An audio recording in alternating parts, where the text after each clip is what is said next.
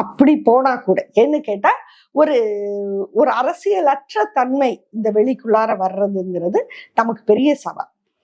இந்த சவாலை தன்னுடைய ஆட்சியை தொடர்ந்தா கூட நிச்சயமாக திராவிட இயக்கம் எதிர்கொண்டே ஆக வேண்டும். இனிமே இதை புறக்கணிக்கலாம் முடியாது. அதுக்கு அவங்க இந்த கூட்டத்தை நீங்க எதிர்கொண்டுதான் ஆகணும். இந்த கூட்டத்தை நீங்க அரசியல் படுத்திதான் ஆகணும். அப்படி படுத்தாம நீங்க இந்த ஆட்சி வந்துருச்சுன்னா தைரியமாலாம் போக முடியாது. ஒர்க் நிறைய இருக்கு, வேலை நிறைய இருக்கு.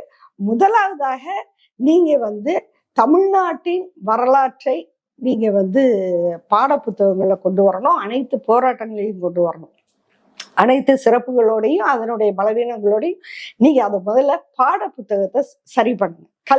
கல்வி கூடங்கள்ல அப்புறம் இன்றைய இளைஞர்கள் இப்படி இருக்கிறாங்கன்னா கல்வி கூடங்களுக்கு அதுக்கு தொடர்பே இல்லைன்னுலாம் நீங்க நழுவக்கூடாது. ஏன் இப்படிப்பட்ட மக்களை இந்த கல்வி கூடங்கள் உருவாக்குச்சு? நிறைய கொண்டு வர வேண்டியது இருக்கு. சிலபஸ் மட்டும் இல்ல, கல்வி கட்டமைப்புல நீங்க வேலை செய்யுங்க. கண்டிப்பா கல்வி கட்டமைப்புல வேலை செய்யணும். அதே மாதிரி தமிழ்நாட்டு இளைஞர்களுக்கான வேலை வாய்ப்பு, அவர்களுக்கான வாழ்க்கை, எல்லாரும் ஸ்விக்கில ஓடிட்டு இருக்காங்க. நீங்க அந்த பகுதியை கவனிக்காம